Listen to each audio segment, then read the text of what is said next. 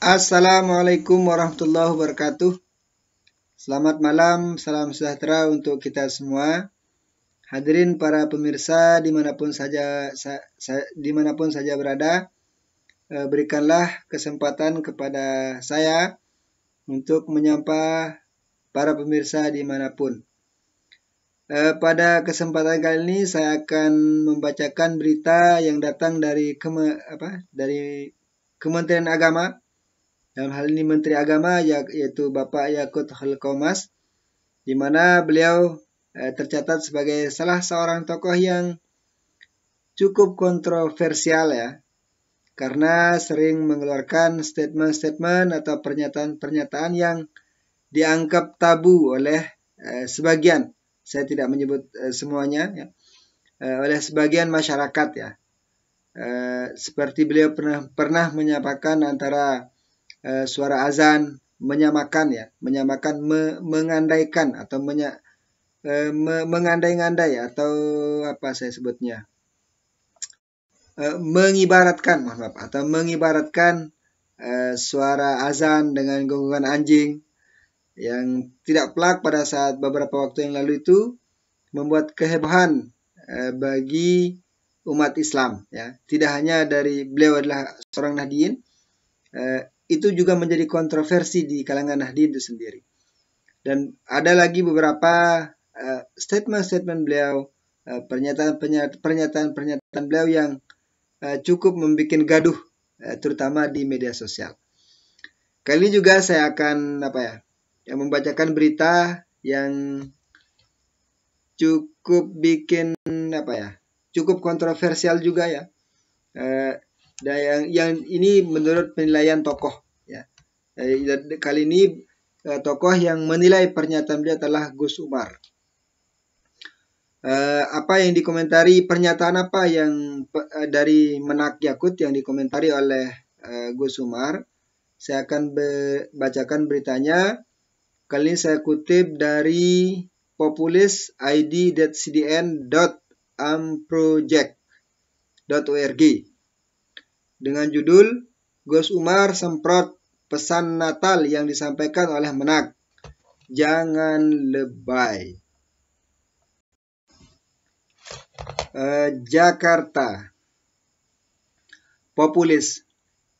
Menteri Agama Yakut Khalil Qomas berikan sambutan di Kompleks Gereja Santo Yosep Naikoten, Kupang, NTT pada Sabtu 24 Desember. Menak mengatakan agar umat Kristiani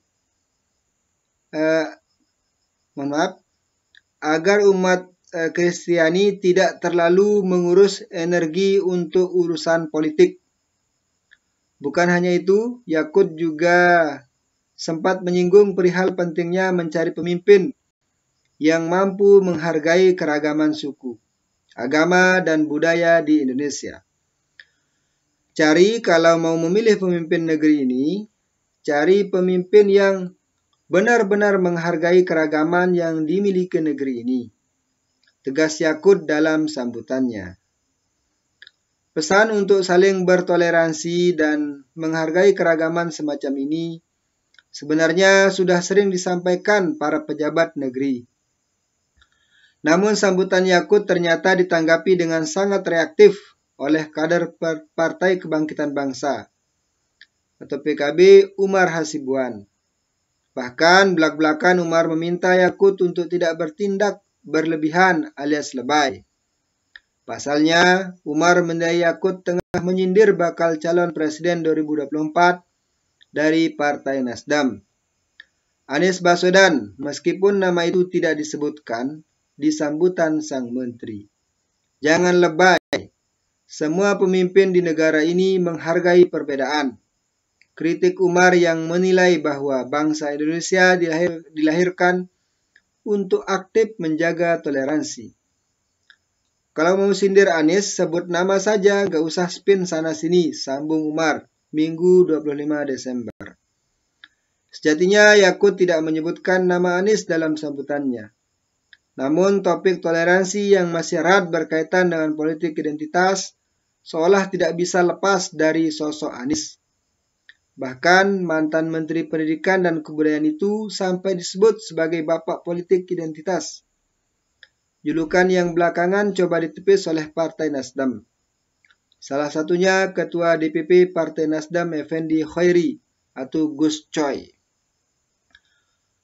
Politikus yang akrab disapa Gus Coy itu menyayangkan julukan bapak politik identitas. Salah alamat bila ditujukan untuk Anies. Gus Coy menyebut stigma ini muncul di Pilkada DKI Jakarta 2017 dan menilai penyebab kemunculannya adalah lawan politik Anies saat itu yakni Basuki Cahayapurnama atau Ahok. Sebetulnya sebelum ada Pilkada DKI, hal-hal seperti itu kan tidak ada. Ketika Pilkada DKI kasus Ahok, itulah kemudian muncul. Sebetulnya kalau kita teliti ke belakang, sebetulnya muncul karena statement Ahok. Sebelumnya kan tidak ada jelas Gus Coy. Ya, benar sekali.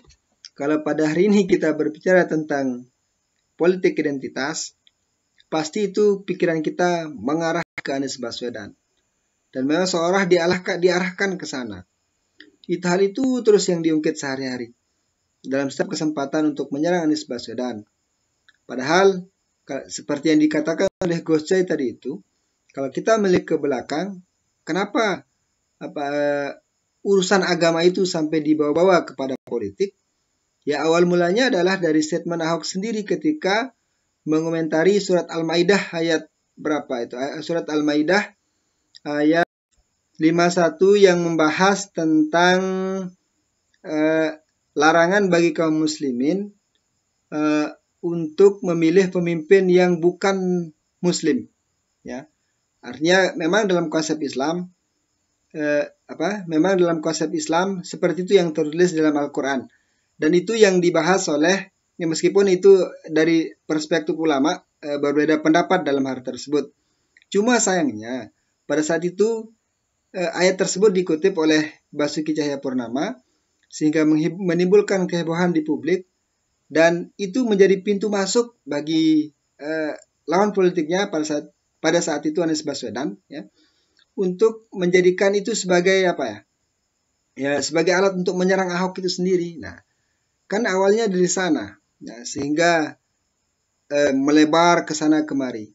Dan seandainya beliau tidak Basuki Cahayapurnama tidak menyebutkan ayat tersebut, tidak membahas ayat tersebut dalam suatu acara, kalau tidak salah pada saat, saya lupa di mana acaranya pada saat itu, kalau tidak salah di Pulau Seribu, beliau membahas hal tersebut di depan di depan rakyat DKI pada saat itu, ya. Itu direkam, kemudian diupload di media sosial, sehingga itu yang menimbulkan kehebohan.